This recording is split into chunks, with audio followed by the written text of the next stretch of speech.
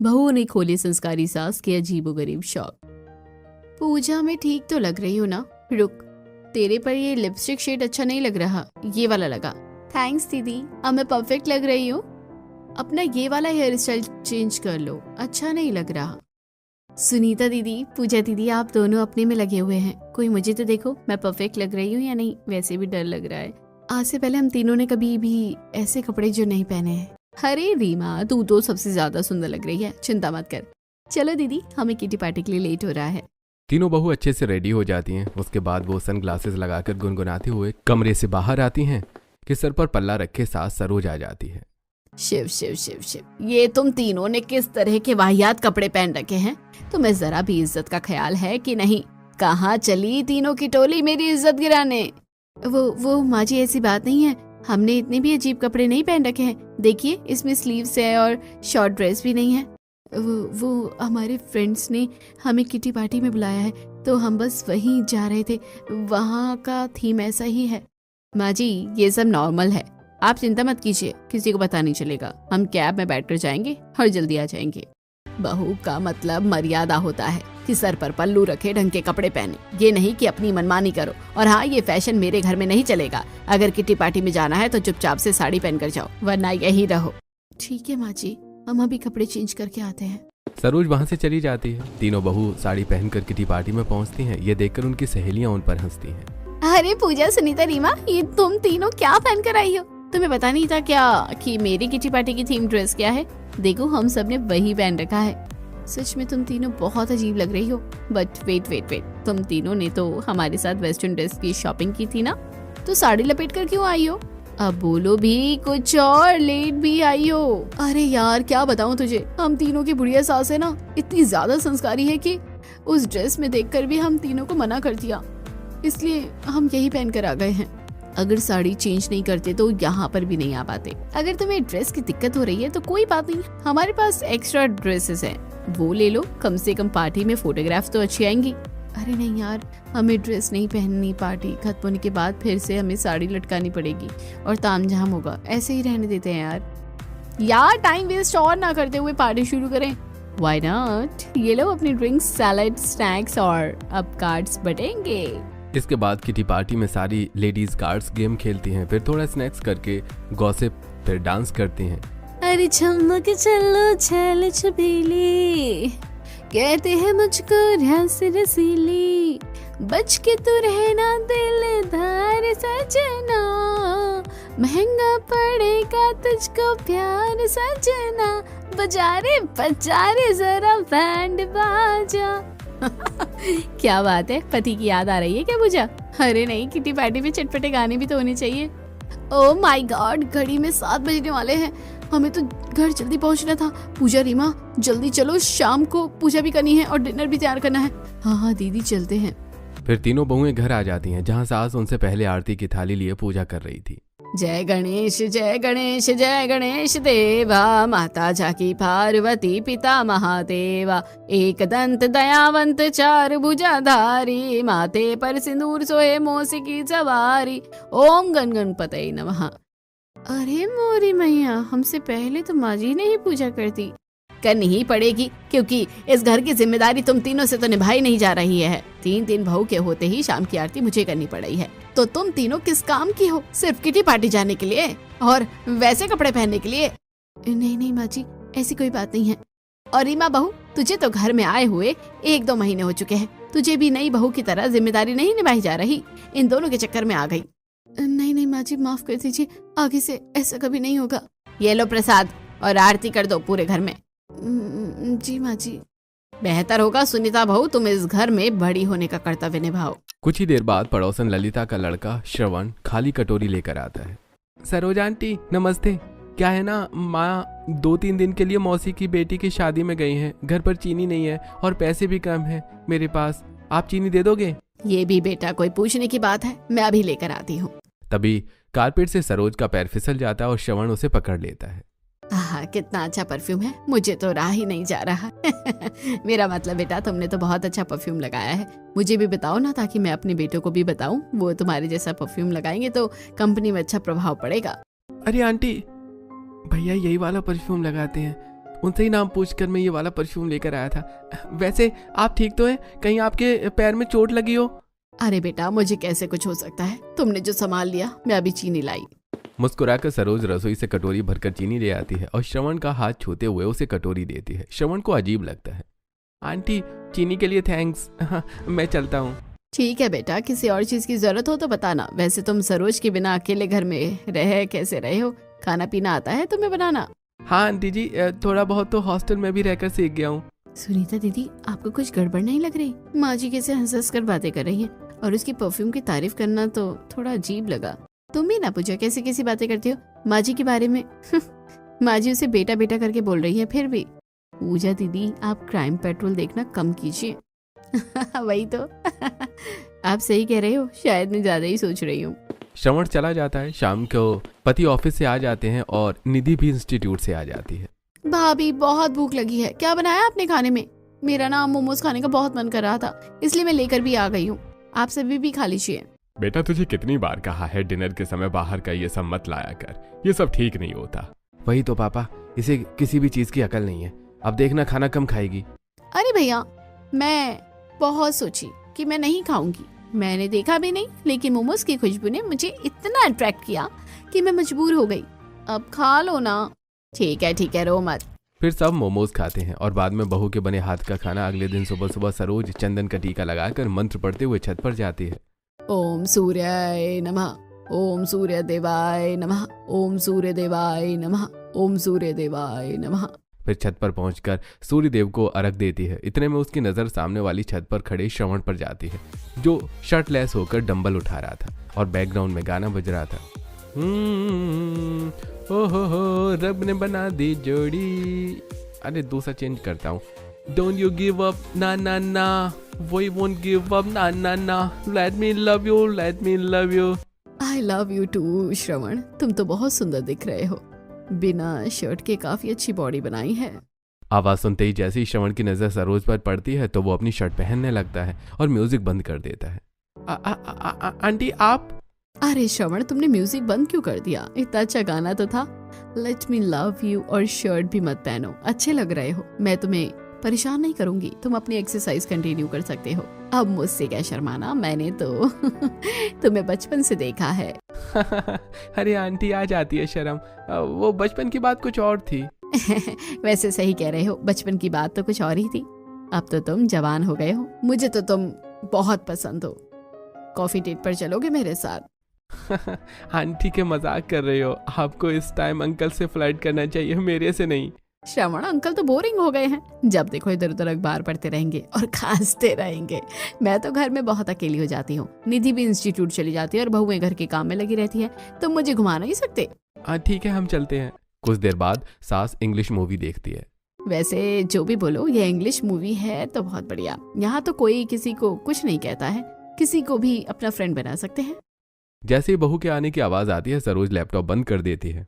माँ जी, आपकी चाय? हाँ ठीक है, रख दे, मैं पी लूंगी। तब बहू चली जाती है। शाम को सास पर्स लिए बाहर आती है। माँ जी, आप कहीं जा रही हैं? टोक लगानी जरूरी थी क्या? मैं अपनी सहेलियों के साथ जा रही थी। पूरे दिन घर में रहूं क्या? सॉरी माँ जी, मेरा मतलब वो नहीं था। अब जाऊं? 10 बजे तक आऊंगी। तुम सब खाना खा लेना और पापा जी को भी खिला देना। माँ जी। इतना कहकर सरोज वहां से चली जाती है और मॉल में कपड़े बदलकर श्रवण के साथ क्लब जाती है। आंटी, आप मुझे यहाँ क्यों लाई हैं? पहली बार श्रवण, तो मुझे आंटी नहीं बोलोगे। कॉल मी सरोज या Sulu and have fun. Okay Sulu, वैसे आप मेकअप करके इन कपड़ों में बहुत ज्यादा अच्छी लग रही हैं। मैं तो सोच भी नहीं सकता कि आप संस्कारी से ऐसे कपड़े में भी आ सकती हैं। अरे श्रवण, ये सब करने का शौक मुझे बहुत टाइम से था, बस मौका नहीं मिल रहा था। स्वीटहार्ट, आपके सच में अजीबोगरीब शौक हैं, बट अच्छे हैं। फिर सरोज अधेड़ उम्र के लड़के के साथ क्लब में एंजॉय करती है और घर चली जाती है। रात को श्रवण को मैसेज करती है। अच्छा हुआ शगुन ने तुमसे टाइम पर नंबर ले लिया, लेकिन हम दोनों की घूमने वाली बात किसी को मत बताना। अरे डार्लिंग, तुम चिंता मत करो, किसी को कुछ पता नहीं चलेगा। तुम्हें मेरे साथ हैंग आउट करने में मजा तो आया ना? आगे भी करेंगे। ऑफ कोर्स करूंगा स्वीटहार्ट, सच बता रहा हूँ। आजकल की गर्ल्स बहुत जिद्दी होती हैं, बट तुम स्वीट हो, तुम्हारे साथ अच्छा लगा घूमना। तब मुकेश जाग कर, अरे तुमने लाइट्स ऑफ क्यों नहीं किया? अभी तक सो जाओ। जी सो रही हूँ। सरोज श्रवण को गुड नाइट का मैसेज कर देती है। अगले दिन वो घर से संस्कारी बनकर अपने भजन मंडली के लिए निकलती है। माँ जी आपकी शाम की चाय, आप कहीं जा रही हैं? देखो बहू, महाशिवरात्रि आने वाली है, इस वजह से कीर्तन रोज होंगे तो मैं रोज ही जाऊंगी। बहुत ज्यादा भगवान के प्रति आस्था आ गई है तुमने, अब हमको भी ले चलो, मैं भी तो घर पर बोर हो रहा हूँ। अरे आप अपने दोस्तों के साथ जाइए ना, मेरी सहेलियों में घुसने की कोशिश मत कीजिए। माँ जी हम तीनों भी घर पर बोर हो जाती हैं। तुम लोग का इतना पूजा पाठ में मन नहीं लगता तो मुझे पूजा करने की जरूरत नहीं पड़ती। चुपचाप तीनों घर पे रहकर घर संभालो, मैं जाती हूँ। ठीक है माँ जी। सरोज बाहर जाते ही कपड़े बदल लेती है और एक टैक्सी में बैठ जाती है। तभी एक फोन आता है। अरे जान, कहाँ रह गई हो? मैं तुम्हारा कब से वेट कर रहा हूँ। अरे अरे बस आ रही हूँ। कुछ ही देर में सरोज निखिल के पास पहुंच जाती है।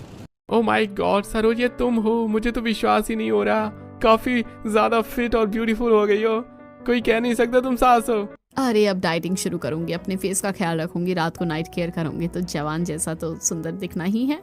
चलो मेरे प्रोम, नाइट के लिए हाथों में हाथ डालकर। लेकिन तुम्हारे कॉलेज के लड़के लड़कियों के बीच अगर मुझे किसी ने देख लिया तो कोई क्या सोचेगा? अरे कोई कुछ नहीं सोचेगा, क्योंकि पार्टी में सब लोगों ने मास्क लगाए रखा होगा। ये लो तुम भी लगा लो। सरोज निखिल के साथ हाथों में हाथ डालकर निखिल के कॉलेज पार्टी प्रोम में चली जाती है, जहां सारे कपल आपस में डांस करते हैं और सरोज भी निखिल के साथ डांस करती है। सुबह सुबह मैं फिर जागूं, पास में सोई हो तू, कानों में गा कर कुछ तो मैं रोज जगा दूं तुझको। सपने बुन बुन धुन को राग राग धुन कर रही हूँ, तू पूछ नहीं हो हाल फकीरा दा। अरे तू पूछ नहीं हो हाल फकीरा दा। सभी लोग तालियां बजाते हैं। निखिल को अवार्ड मिलता है। दोनों बाहर एक 5 स्टार होटल में डिनर करते हैं। वाह सरोज, तुम्हारी डांस, तुम्हारी अदाएं देखकर तो मैं इम्प्रेस हो गया हूँ। अब मुझे किसी से कोई फर्क नहीं पड़ता। I really love you. आजकल की लड़कियों से बहुत ज्यादा तुम बेटर हो। ये तो मुझे पता है बेबी, कुछ नया बोलो। यही कि मैं हमेशा के लिए तुम्हारे साथ खुश रहना चाहता हूँ। हाँ तो वैसे ही मिलते रहेंगे, don't worry. Waiter 1 mushroom pizza please. ये सुन वेटर मशरूम पिज्जा ले आता है। घड़ी में ज्यादा टाइम देखकर सरोज वापस वॉशरूम जाकर कपड़े बदल लेती है और गाड़ी से निखिल घर के पास छोड़ देता है, लेकिन वो अपना पर्स ले जाना भूल जाती है। तब सुनीता सास को अजीब नोटिस करती है। उसके पास से परफ्यूम की महक आती है। दूसरा हाथों में चूड़ियों की जगह ब्रेसलेट था। माँ जी आप थक गई होंगी, मैं खाना लगा देती हूँ। नहीं बहू, इतनी लेट आई हूँ तो वहीं पर ही भोजन करवा दिया था, तो आराम कर, मैं भी सोने जा रही हूँ। माँ जी आप तो परफ्यूम लगाकर नहीं है गई थी, ये कौन सा परफ्यूम लगाया है आपने? और आपके हाथों की चूड़ियाँ कहाँ हैं, ये ब्रेसलेट? अरे अरे कहीं मेरी पोल ना खुल जाए, इतना ध्यान से देख रही है बहू। अरे बहू, कीर्तन में एक टीनेजर बच्ची थी तो उसने ही अपने हाथ का ब्रेसलेट निकालकर मुझे पहना दिया और परफ्यूम भी उसने ही छिड़का है। ठीक है माँ जी। सास बहू दोनों अपने अपने कमरे में जाकर सो जाती हैं। अगली सुबह सरोज छत पर पूजा करते हुए श्रवण को निहार रही थी। उसे अजीब तरीके से देखना और बातें करते देख पूजा देख लेती है। श्रवण तुम तो न्यू हेयर कट में बहुत अच्छे लग रहे हो। Thank you aunty. आज तो मैं तुम्हारे घर पर आकर तुम्हारे हाथ की ही चाय पीऊंगी बेटा, बनाओगे ना? ऑफ कोर्स आंटी जी, वैसे भी माँ को आने में 2 दिन लगेंगे, मुझे बहुत बोर हो जाता है। मैं हूं ना बेटा तुम्हारा अकेलापन दूर करने के लिए। छी, ये माँ जी किस तरीके से श्रवण से बात कर रही है, मुझे तो ठीक नहीं लग रहा। ये सब दूसरी छत में पड़ोसन सुलोचना भी देख रही होती है। फिर पूजा आकर वो माँ जी नाश्ता ठंडा हो रहा है, चलिए ना। ठीक है मैं आती हूँ। कहीं इसने सब कुछ सुन तो नहीं लिया। बहू तुम कब आई? अरे माँ जी मैं तो बस अभी अभी आई। ठीक है मैं चलती हूँ। फिर दोनों नीचे जाकर साथ बैठकर घर वालों के साथ ब्रेकफास्ट करते हैं। उसी वक्त निखिल घर पर पर्स देने आ जाता है। अरे आंटी, आपका पर्स कल। अरे निखिल बेटा तुम्हारे, हाँ कल तो मैं भजन करते टाइम अपना पर्स वहीं भूल गई। घर पर समय से भी तो आना था ना। जी ये लीजिए। अरे निखिल बेटा खड़े खड़े शर्मा क्यों रहे हो? अब ब्रेकफास्ट के टाइम आए हो तो ब्रेकफास्ट भी करो। चलो यहाँ बैठो। अरे सरोज, ये कौन है? पहले तो मैंने कभी नहीं देखा। अरे ये मेरी सहेली का बेटा है निखिल। अच्छा हाँ, आओ बेटा, मेरी बहुओं ने बहुत स्वादिष्ट नाश्ता बनाया है, तुम भी खाओ। निखिल सरोज के बराबर में ही नाश्ते के लिए बैठ जाता है, जहां सरोज बार बार अलग निगाहों से उसे देखती है, खाना परोसती है और फिर उसके पैरों को अपने पैरों से टच करती है। तब सुनीता की चम्मच गिर जाती है। तब चम्मच उठाते वक्त सुनीता देख लेती है। हे भगवान, ये माँ जी अपनी सहेली की बेटी के साथ ऐसा क्यों कर रही है? जब से दोनों साथ में बैठे एक दूसरे को ताड़ रहे हैं। ये लो निखिल, ये प्याज के पराठे ले लो। अरे नहीं, बस मैंने खा लिया, अब मैं चलता हूँ। इतनी भी क्या जल्दी है, थोड़ा रुक के जाओ ना। हाँ जाना पड़ेगा। शिव शिव शिव शिव, ये मैंने क्या सुन लिया? क्या सच में इस लड़की ने माँ जी को जान बोला है? कुछ तो गड़बड़ है। माँ जी आजकल बहुत बदली बदली सी लग रही है। निखिल नाश्ता करके चला जाता है। ऐसे ही दिन गुजरते हैं। सरोज रोज शाम को भजन मंडली के नाम से संस्कारी बनकर घर से बाहर जाती है और पार्टी करने लगती है, शॉपिंग करती है और यंग लड़कों के साथ घूमती है। एक दिन सुनीता झाड़ू लगा रही थी, तब उसे सास के पर्स में से वेस्टर्न ड्रेस, मेकअप प्रोडक्ट और हेल मिली। सुनीता फटाफट उन दोनों को बुलाती है। पूजा, रीमा, मुझे विश्वास नहीं हो रहा, देखो ना माँ जी के बैग से क्या मिला। दीदी मैं क्यों झूठ बोलूं, मुझे कुछ दिनों से माँ जी बहुत अजीब सी दिखती है। पता है वो सामने वाले श्रवण है ना, वो माँ जी को खुद 25 साल की लड़की समझकर श्रवण से फ्लर्ट करती है और वो भी बराबर बात करता है। अरे ये तो कुछ भी नहीं, थोड़े दिन पहले वो लड़का घर पर नहीं आया था, माँ जी का फ्रेंड। मैंने जो टेबल के नीचे देखा ना, वो देखकर तो मैं हैरान हो गई। क्या देखा दीदी? यही कि माँ जी उस लड़के के पैर को अपने पैर से टच कर रही थी। मतलब मेरे कान नहीं बज रहे थे, उस लड़की ने माँ जी को सच में जान बोला था। व्हाट? माँ जी क्या कर रही है कम उम्र के लड़के के साथ, और ये पार्टी और ये मेकअप की ड्रेस। मुझे लगता है रीमा, सुनीता दीदी, अब हमें माँ जी पर नजर रखनी होगी। हमें तो उस दिन बहुत बोल रही थी कि ऐसे कपड़े ना पहने, हम संस्कारी बहू की मर्यादा को खराब कर रहे हैं, और खुद देखिए अजीब अजीब हरकतें कर रही है। तू सही बोल रही है पूजा, अब हमें माँ जी पर नजर रखनी होगी, वो भी केयरफुल होकर। अरे भाभी, आप तीनों माँ के कमरे में क्या कर रही हो उनके बैग के साथ? अरे कुछ नहीं दीदी, झाड़ू लगा रही थी तो माँ जी के कपड़े ठीक करने लग गई, और फिर वो जाल वगैरह साफ करना था तो हम दोनों भी मदद करने के लिए आ गए। अच्छा, माँ को बोल देना मैं कॉलेज जा रही हूँ, आज एक्स्ट्रा क्लास है तो आने में लेट हो जाएगा। ठीक है। सरोज छत पर बैठकर ऋषभ नाम के लड़के के साथ वीडियो कॉल कर रही थी। अरे यार, तुम बहुत बुरा जोक मारते हो। ये बताओ कल मुझे गिफ्ट में क्या देने वाले हो? तुमने कहा था कि जब तुम वैसे यहाँ आओगे तो मेरे लिए कुछ लेकर आओगे। अरे जान, आया तो हूँ लेकर, और जो भी लाया हूँ अपने हाथों से तुम्हें पहनाऊंगा, और उसके लिए तुम्हें आज शाम को 4 बजे मुझसे मिलना होगा। और ये सब सुनीता सुन लेती है और अचानक से सरोज की नजर सुनीता पर पड़ जाती है तो वो झटके से फोन काट देती है। अरे बहू तू? हाँ माँ जी, मेरा मतलब जी माँ जी, मैं कपड़े लेने आई थी ऊपर, लेकिन ऊपर तो कोई कपड़े नहीं है। अच्छा, वो कपड़े पूजा लेकर चली गई थी ना, मुझे लगा अभी है इसलिए मैं आ गई। वैसे माँ जी, आप इतना खुश होकर किससे बात कर रही हैं? वो मेरी कोई पुरानी सहेली थी, बहुत दिनों बाद बात की है ना, इसलिए हंस रही थी। पर तू मेरे से सवाल जवाब क्यों कर रही है? अपना काम कर, संस्कारी बहू को छत पर इतनी देर तक खड़ा नहीं रहना चाहिए। जी माँ जी, जाती हूँ। आपसे तो ज्यादा ही संस्कारी है माँ जी हम। सुनीता रसोई में खाना बनाते बनाते फुसफुसाकर सब कुछ अपनी देवरानियों को बता देती है, और जब 4 बजे साथ साड़ी पहनकर निकलती है, लेकिन बाद में वेस्टर्न कपड़े पहनकर पार्क में जाती है। राम राम दीदी, मुझे तो माँ जी का ये रूप देखकर हजम ही नहीं हो रहा। माँ जी ऐसे कपड़ों में बाहर मिलती है, और माँ जी से तो डिसेंट कपड़े हमारे ही थे उस दिन किटी पार्टी में जब हम जा रहे थे। तो बिल्कुल ठीक कह रही है, और मुझे शर्म आ रही है और पापा जी पे तरस कि माँ जी अपने से आधी उम्र के छोटे लड़के के साथ दोस्ती करी हुई है। मुझे तो लगता है दीदी ये माँ जी का कोई बॉयफ्रेंड है। जानू, अब मुझे मेरा गिफ्ट भी दे दो। क्या लेकर आए हो तुम? एक तो तुम 2 महीने से दूर हूँ और आज मिली हूँ। ओके मेरी स्वीट हार्ट, आंखें बंद करो, मैं तुम्हें गिफ्ट देता हूँ। सरोज आंखें बंद कर लेती है और ऋषभ उसे गले में डायमंड नेकलेस पहनाता है। ओह माय गॉड, तुम मेरे लिए डायमंड नेकलेस लाए हो। आई लव यू बेबी। तुम्हारे लिए कुछ भी जान, कोई तुम्हें देखकर तुम्हारी असली उम्र नहीं बता सकता। तुम आजकल की लड़कियों से ज्यादा सुंदर दिखती हो, इसलिए तो तुम्हारे लिए ऐसा नेकलेस लेकर आया हूँ। सरोज खुशी के मारे उसे गले से लगा लेती है और तीनों बहुएं उसकी वीडियो बना देती हैं। हमने माँ जी की वीडियो बनाकर गलत तो नहीं किया? अरे तू घबरा क्यों रही है? घबराना तो माँ जी को चाहिए जो इस उम्र में ये वो सब कर रही है। पापा जी के बारे में बिल्कुल भी नहीं सोच रही, कम उम्र के लड़के के साथ चिपक भी रही है। मुझे लगता है अब हमें यहाँ से चलना चाहिए। तीनों बहू गाड़ी में बैठ जाती हैं कि रजनी का कॉल आता है। अरे यार, कब से तुम लोग किटी पार्टी में नहीं आए हो? अब कम से कम आज तो आ जाओ। ठीक है, हम आ रहे हैं। Let's go girls. Kitty party में जाने के लिए तैयार हो जाते हैं, बिल्कुल वैसे ही जैसे माँ जी बनकर घूमती है। और दीदी पापा जी? अरे माँ जी का पीछा करना था, इसलिए दीदी झूठ बोल कर आई है कि हम मंदिर में जा रहे हैं, लेट आएंगे तो नो फिक्र। फिर तीनों बहू मॉल जाकर शॉर्ट ड्रेसेस खरीद कर पहन लेती हैं और अच्छा सा मेकअप करके किटी पार्टी पहुंच जाती हैं, जहां उसकी सहेलियां तीनों को देखकर हैरान हो जाती हैं। ओह एमजी, ये तुम तीनों ही हो ना? मुझे तो विश्वास ही नहीं हो रहा। पिछली बार तो बहन जी बनकर आई थी साड़ी में, और अब ऐसा क्या हो गया जो साड़ी नहीं पहनी? अरे तुझे क्या बताए, ये सब माँ जी की वजह से हुआ है। माँ जी अगर... सुनीता रीमा का हाथ पकड़कर, रीमा, माँ जी ने जो भी किया है हम उनकी इज्जत तो नहीं उछाल सकते ना। हम ऐसे कपड़े पहन कर आ गए हैं ना, ये बहुत है। अरे बताओ ना, तुम्हारी सास तो तुम्हें ऐसे कपड़े पहने नहीं देती, तो फिर आज कैसे आ गए? अरे माँ जी से पूछकर ही पहन कर आए हैं। ये छोड़ो, पार्टी करो ना।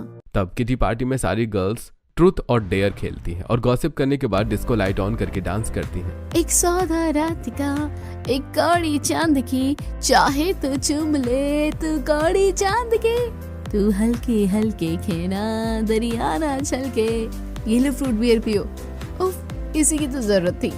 तब तीनों बोतल लेकर पीती हैं और सिर पर रखकर नाचने लगती हैं। टाइम होते ही कपड़े बदलकर संस्कारी बहू की तरह वो भी घर में आ जाती हैं और डिनर बनाकर परोसती हैं। सुनीता, रीमा, पूजा, कौन से भजन कीर्तन में गई थी तुम? अरे मेरी फ्रेंड के घर में माता रानी का कीर्तन था ना, तो वहीं गए थे हम तीनों। अरे वाह, वैसे ये मटर पनीर बहुत अच्छी बनाई है। कल सुनीता जलेबी रबड़ी बना देना, बाहर की नहीं खाना चाहता मैं। जी ठीक है।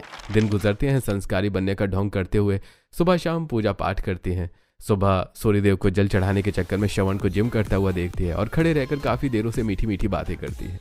जब ये सब श्रवण की माँ देखने लगती है तो एक दिन वो बहुओं से कहती है, सुनीता, पूजा, रीमा, आखिर तुम्हारी सास मेरे बेटे से इतने घंटों तक बातें क्यों करती रहती है? देखो, मुझे ये सब बिल्कुल भी पसंद नहीं है। अपनी सास को थोड़ा समझा दो। और कल परसों तो मैंने उसे छोटे कपड़ों में जाते हुए देखा था। मैं जब तक दोबारा देखती वो वहाँ से उछल हो चुकी थी। आंटी जी, आपको गलतफहमी हुई होगी। मुझे कोई गलतफहमी नहीं हुई है। ठीक है आंटी जी, हम माँ जी से बात करते हैं। तब तीनों बहू सरोज के पास जाती हैं, लेकिन वो कमरे में नहीं होती क्योंकि सरोज मेकअप करके सिर पर पल्लू रख निखिल के कॉलेज के बाहर पहुंच जाती है और टपरी पर उसके साथ बैठकर चाय पीती है। तुम्हें पता है सरोज, मेरे दोस्त भी मुझसे चिढ़ने लग गए हैं क्योंकि इतनी हसीन दिलरुबा मेरी गर्लफ्रेंड जो है। हाँ ये तो है, पर तुम भी तो हैंडसम हो। वो क्या बोलते हैं, हैंडसम हंग। आजकल के लड़के तो बस मोबाइल में लगे रहते हैं। तुम कम से कम बात तो करते हो। आप जैसी समझदार औरत से बात करने का मजा ही अलग है। पता है निखिल, तुम्हें घर में सब लोग मुझे माँ की नजर से देखते हैं, लेकिन कोई मेरी असली सरोज वाली पर्सनालिटी को नहीं समझता। बट तुमने मुझे समझा। इतने में पड़ोसन उधर से गुजरती है और रुक कर देखती है। सरोज फौरन दूरी बना लेती है। अरे बच्चों, तुम अपने एग्जाम में अच्छे से पास होना। आखिर तुम भी मेरी सहेली के बेटी हो, मोटिवेट तो करना चाहिए। जी जी बिल्कुल। अच्छा, अपनी माँ को मेरा मैसेज दे देना कि वो सोमवार को कीर्तन में आए। और बेटा, मैंने पैसे दे दिए हैं, अब तुम जाओ। जी आंटी। इतने पर ललित को फिर से शक हो जाता है और वो तीनों बहुओं से चुगली कर देती है। यह सुनकर तीनों बहू शर्मिंदा हो जाती हैं। बस बस, बहुत हो गया माँ जी। इस तरह हमारी इज्जत नीलाम नहीं कर सकती। हमें तो शुरुआत से बहुत संस्कारी होने और मर्यादा में रहने का माँ जी झूठा पाठ पढ़ा रही थी, लेकिन अब जो खुद कर रही हैं उसका क्या? कल तक ये बात पापा जी और उनके कानों तक आ गई तो हम तो कहीं के नहीं रहेंगे। मुझे लगता है पूजा, अब हमें फेस टू फेस बात कर लेनी चाहिए माँ जी से। उन्हें रोकना होगा क्योंकि हम अपनी आंखों से उन्हें देख चुके हैं और अब पड़ोसी लोगों ने भी उन्हें देख लिया है। सरोज जैसे ही घर आती है, अरे तुम दोनों यहाँ क्या कर रही हो? ये छोड़िए माँ जी, आप बताओ आप क्या कर रही हो? आपको पता है बाहर ललिता आंटी ने आपको एक लड़के के साथ मीठी मीठी बातें करते हुए देखा था और वो हमें टोक रही थी, आप ऐसा क्यों करती है? क्या बस इतनी सी बात? अरे मैं तो श्रवण को अपने बेटे जैसा समझती हूँ, उससे थोड़ी बातें क्या कर लेती हूँ तो वो गलत समझ रही है। मैं तो उसको आशीर्वाद भी देती हूँ। माँ जी, भोली बनने का नाटक मत कीजिए। हमें सब पता है आप कम उम्र के लड़कों से बात करती हो। बाहू मैं अपने बेटे की उम्र के लड़कों से बात करती हूँ, इसका मतलब ये तो नहीं कि मेरे बारे में सब कुछ उल्टा ही बोलोगे। मेरे सामने से हटो, मैं थक गई हूँ और तुम्हें पता है ना कि मैं कितनी संस्कारी हूँ, फिर भी तुम ऐसी बातें कर रही हो। इतना कहकर सरोज अपने कमरे में चली जाती है। दीदी माँ जी को समझा कर देख लिया, लेकिन वो तो हर बात से पलट रही है।